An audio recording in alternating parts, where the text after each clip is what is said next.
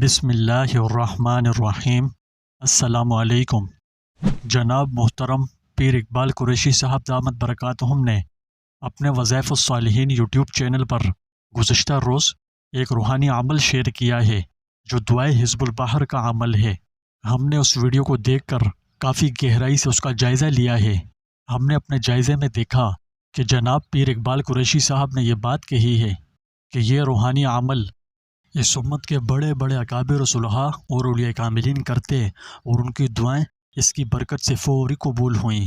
نیز یہ کہ کوئی بندہ اس عمل کے ساتھ دعا مانگے تو اس کی دعا بھی ضرور قبول ہوتی ہے۔ مزید یہ کہ تسخیر، مشکل کشائی اور تمام حاجات کے پورا ہونے کے لیے اس عمل کو اولیاء کرام نے اپنی زندگیوں میں کیا، یعنی یہ اس بات کی طرف اشارہ ہے کہ اولیاء کرام نے اس عمل کو خود بھی کیا اور امت کو بھی اس کی تاثیرات کے پیش نظر اس دعا کو پڑھ کر اللہ سے اپنی حاجات مانگنے کی ترغیب دی۔ تو ان باتوں میں کتنی سچائی ہے؟ یعنی آیا کہ یہ دعا عام لوگوں کو بھی ویسے ہی فوائد پہنچا سکتی ہے جو اولیاء کو پہنچاتی ہے؟ اگر ہاں تو کیسے؟ اگر نہیں تو کیسے؟ آج کی اس ویڈیو میں اس کے تمام حقائق سے پردہ اٹھاؤں گا اور اندر کی بات آپ سے شیئر کروں گا۔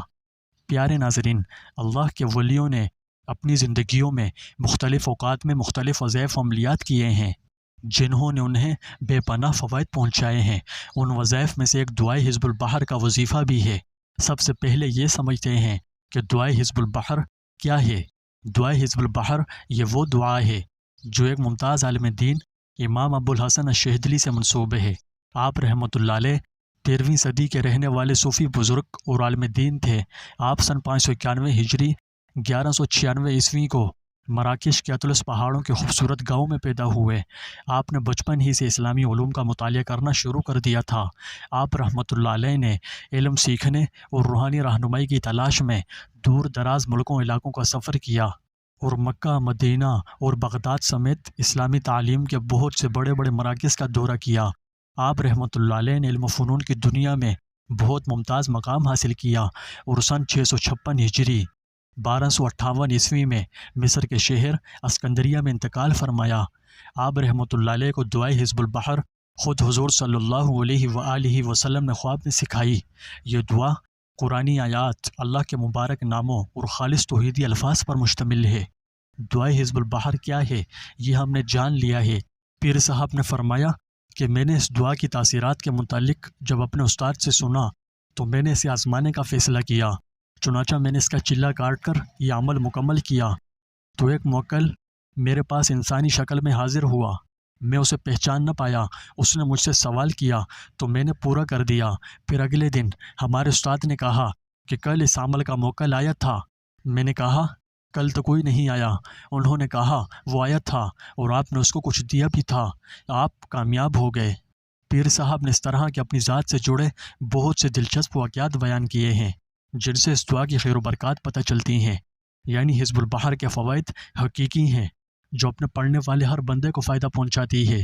بہت سے بزرگان دین دعائے حزب البحر کا وظیفہ کرتے رہے اور اللہ سے اپنی مشکلات کے حل کے لیے دعائیں مانگتے رہے، جس کے نتیجے میں ان کی پریشانیاں ختم ہو جاتی تھیں اور مشکلات آسان ہو جاتی تھیں۔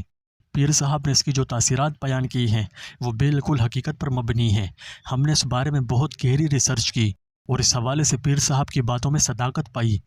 پیارے ناظرین، ہر قسم کی روحانی، جسمانی اور ذہنی بیماریوں سے نجات کے لیے اس دعا میں کراماتی طاقت ہے جو اپنے پڑھنے والوں کو ہر قسم کی روحانی اور جسمانی بیماریوں، آفتوں، مصیبتوں، غموں، دکھوں، پریشانیوں اور ذہنی اضطراب سے نجات بخشتی ہے۔ اس دعا کا پڑھنا بھی باعث خیر و برکات ہے اور سننا بھی خیر و برکات ہے۔ عام طور پر اگر کوئی شخص اس دعا کو پڑھنا چاہے تو پڑھ سکتا ہے، تاہم اس بات کا خیال رہے کہ اس کے پڑھنے کا صحیح اور مناسب وقت عصر سے مغرب تک ہے۔ اگر کسی کو ٹائم نہ ملتا ہو تو مغرب سے عشاء تک بھی پڑھ سکتا ہے، کیونکہ انہی اوقات کو مشائخ طریقت نے پسند کیا ہے۔ لہٰذا عصر سے مغرب تک یا اپنی سہولت کے مطابق مغرب سے عشاء کے درمیان اس دعا کو پڑھا جا سکتا ہے۔ نیز یہ عمل ہر اس انسان کے لیے کارگر ثابت ہوگا جو اسے پڑھے گا۔ پیر صاحب نے یہ عمل اپنے چینل پر شیئر کر کے اپنے لیے عظیم صدقہ جاریہ کا ذریعہ بنا دیا ہے۔ اس لیے مجھ ناچیز نے بھی سوچا کہ کیوں نہ میں بھی اپنے لیے صدقہ جاریہ کا سامان پیدا کر لوں۔ اور پیر صاحب کے اس بیان کردہ وظیفے کی مکمل ریسرچ کر کے آپ کو اصل حقیقت سے آگاہ کر دوں۔ پیارے ناظرین، یہ عمل ہر اس انسان کے لیے نہایت کارگر ہے جو اخلاص کے ساتھ اس عمل کو جاری رکھے۔